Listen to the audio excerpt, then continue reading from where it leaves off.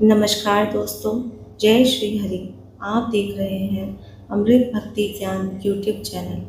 मोहिनी एकादशी वैशाख शुक्ल एकादशी को मनाई जाती है, जब भगवान विष्णु ने समुद्र मंथन के दौरान अमृत की रक्षा के लिए मोहिनी रूप को धारण किया था।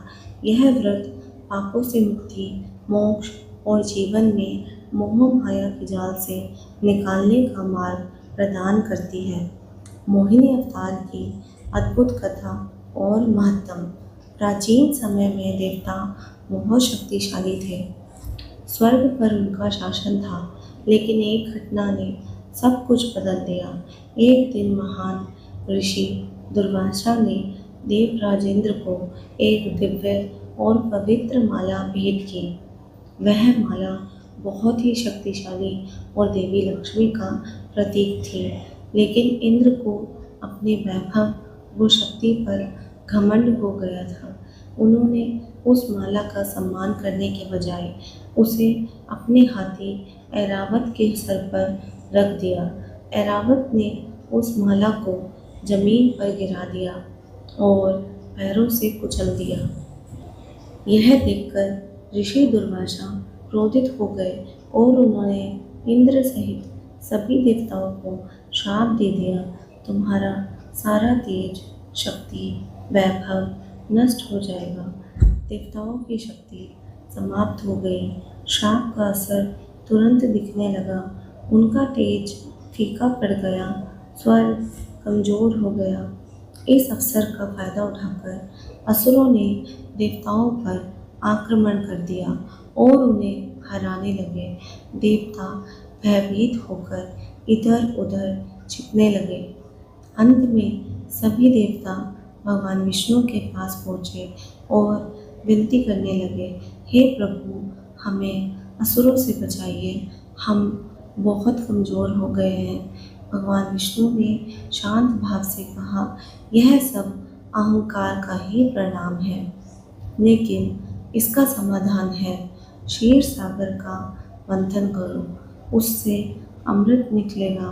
उस अमृत को पीकर तुम फिर से अमर और शक्तिशाली बन जाओगे। लेकिन यह कार्य बहुत कठिन था। समुद्र मंथन अकेले देवताओं के बस की बात नहीं थी। इसलिए विष्णु जी ने एक योजना बनाई, असुरों से संधि करो और मिलकर मंथन करो। देवताओं ने असुरों के राजा बलि के पास जाकर कहा, हम मिलकर समुद्र मंथन करें और जो भी निकले उसे बराबर बांट लें। असुर भी अमर होना चाहते थे, इसीलिए वे भी तुरंत ही तैयार हो गए। जब भगवान विष्णु ने देवताओं को समुद्र मंथन का उपाय बताया, तब सबसे बड़ा प्रश्न यही था, इतने विशाल समुद्र को मथा कैसे जाएगा। विष्णु जी ने कहा, मंथन के लिए एक विशाल और मजबूत पर्वत लाया जाए जो मथनी का काम कर सके। तब देवताओं और असुरों ने मिलकर मंदराचल पर्वत को चुना। यह पर्वत बहुत ही ऊंचा, भारी और मजबूत था, इतना कि वह मंथन के लिए उपयुक्त था। लेकिन समस्या यह थी, मंदराचल पर्वत को समुद्र तक लाना आसान नहीं था। देवता और असुर मिलकर भी उसे हिला नहीं पाए। तब भगवान विष्णु ने अपनी दिव्य शक्ति से उस पर्वत को उठाया और क्षीर सागर तक पहुंचा दिया। अब दूसरी समस्या थी, मंथन के लिए रस्सी कहाँ से आए। तब विष्णु जी ने सुझाव दिया कि नागराज वासुकी को रस्सी बनाया जाए। देवताओं और असुरों ने वासुकी से प्रार्थना की, हे नागराज, आप हमारी सहायता करें ताकि हम समुद्र का मंथन कर सकें। वासुकी नाग इस कार्य के लिए तैयार हो गए और फिर असुरों ने वासुकी का मुख पकड़ा। देवताओं ने वासुकी की पूंछ पकड़ी। कहते हैं कि विष्णु जी ने जानबूझकर असुरों को मुख पकड़ने दिया, क्योंकि वासुकी जी के मुख से निकलने वाला विष उन्हें कमज़ोर करता रहे। जैसे ही मंथन शुरू हुआ, एक बड़ी समस्या सामने आई। मंदराचल पर्वत समुद्र में डूबने लगा क्योंकि उसका कोई आधार नहीं था।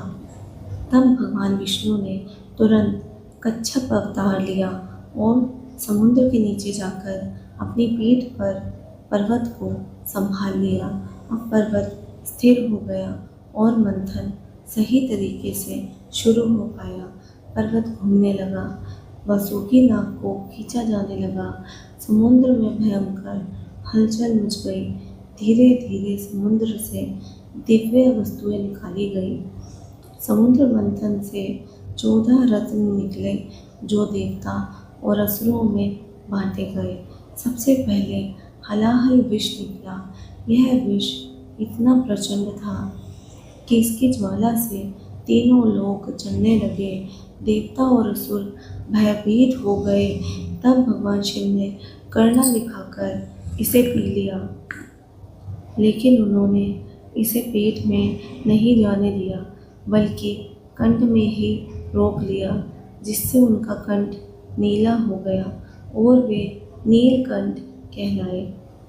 फिर कामधेनु गाय निकली। यह दिव्य गाय सुरभि के नाम से जानी जाती है। यह सभी इच्छाओं को पूरा करने वाली मानी जाती है। इसे ऋषियों को दिया गया ताकि वे यज्ञ और धर्म का कार्य कर सकें। उच्च श्रवा घोड़ा निकला।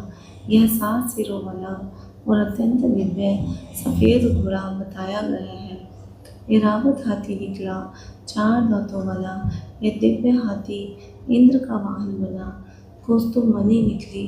यह संसार का सबसे चमकदार और दिव्य रत्न माना जाता है।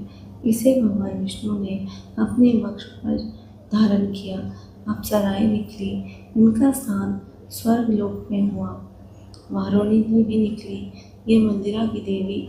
इन्हें असुरों ने स्वीकार किया। माता लक्ष्मी निकली। तब माता लक्ष्मी प्रकट हुई। तब सभी देवता और असुर उन्हें पाने की इच्छा रखने लगे, लेकिन लक्ष्मी जी ने स्वयं विष्णु भगवान को ही अपना पति चुना। चंद्रमा निकले। चंद्रदेव भी समुद्र से ही प्रकट हुए हैं। इन्हें बाद में भगवान शिव ने अपने मस्तक पर धारण किया। पारिजात वृक्ष निकला। यह एक दिव्य वृक्ष है जो स्वर्ग में लगाया गया। इसकी सुगंध और फूल अत्यंत अद्भुत माने जाते हैं। शंख निकला। यह पवित्र शंख भी समुद्र से निकला। बाद में यह विष्णु भगवान का प्रमुख आयुध बना और अंत में प्रकट हुए धन्वंतरी, जो आयुर्वेद के देवता हैं। उनके हाथों में अमृत से भरा कलश था। यही समुद्र मंथन का मुख्य उद्देश्य भी था, स्वास्थ्य, दीर्घायु और अमरता का प्रतीक। जब समुद्र मंथन के अंत में धन्वंतरी प्रकट हुए और उनके हाथ में अमृत से भरा कलश था, तब पूरा वातावरण बदल गया। देवता और असुर दोनों ही अमर होना चाहते थे। जैसे ही अमृत दिखाई दिया, असुरों ने बलपूर्वक अमृत का कलश छीन लिया। देवता दुखी और निराश हो गए क्योंकि उनका सारा परिश्रम व्यर्थ होता दिख रहा था। देवता तुरंत भगवान विष्णु की शरण में गए और बोले, हे प्रभु, यदि असुर अमृत पी गए तो वे अजय हो जाएंगे, धर्म का नाश हो जाएगा। भगवान विष्णु ने उनकी बात सुनी और मुस्कुराते हुए कहा, धैर्य रखो, मैं उपाय करता हूँ। तभी भगवान विष्णु ने एक अद्भुत और मोहक स्त्री का रूप धारण किया। यह रूप इतना सुंदर, आकर्षक और दिव्य था कि कोई भी उसे देखकर मोहित हो जाए। इस रूप को मोहिनी अवतार कहा गया। जब मोहिनी असुरों के सामने प्रकट हुई तो उसकी सुंदरता पर असुर इतना मोहित हो गए और अमृत को लेकर अपनी लड़ाई ही भूल गए। मोहिनी ने मधुर स्वर में कहा, हे वीर असुरों, तुम लोग क्यों झगड़ा करते हो? अगर चाहो तो मैं अमृत को न्यायपूर्वक बांट सकती हूँ। असुर उसकी सुंदरता और बातों में इतना हो गए कि उन्होंने तुरंत विश्वास कर लिया और अमृत कलश मोहिनी को सौंप दिया। मोहिनी ने कहा, वितरण सही तरीके से हो, इसके लिए तुम सब अलग अलग पंक्ति में बैठ जाओ। एक ओर देवता बैठ गए, दूसरी ओर असुर। असुरों को विश्वास था कि उन्हें भी बराबर हिस्सा मिलेगा। अब मोहिनी ने चालाकी से अमृत बांटना शुरू किया, लेकिन उसने अमृत केवल देवताओं को ही पिलाया।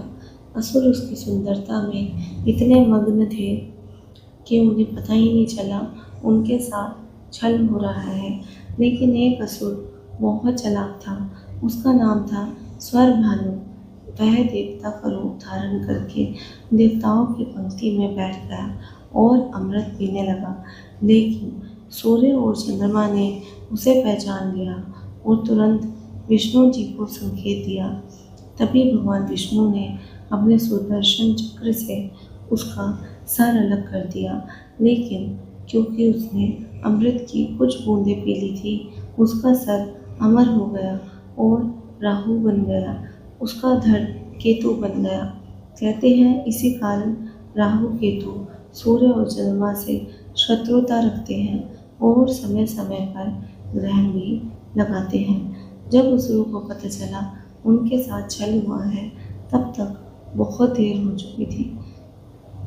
देवता अमृत पीकर शक्तिशाली और अमर हो चुके थे। असुर क्रोधित हुए, युद्ध शुरू हुआ, लेकिन इस बार देवताओं की विजय हुई। मोहिनी अवतार केवल सुंदरता का रूप नहीं, बल्कि बुद्धि और चतुराई का प्रतीक था। धर्म की रक्षा के लिए लिया गया दिव्य रूप था। विष्णु भगवान ने यह दिखाया कि सिर्फ बल ही नहीं, बुद्धि और नीति से भी विजय प्राप्त होती है।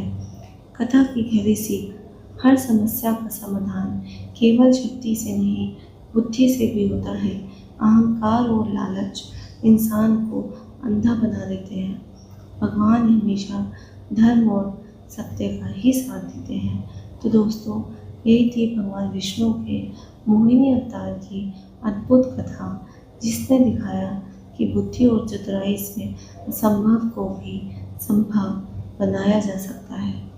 ऐसी और पौराणिक कहानियों के लिए हमारे चैनल को ज़रूर सब्सक्राइब करें और कमेंट में जय श्री हरि ज़रूर लिखें। धन्यवाद।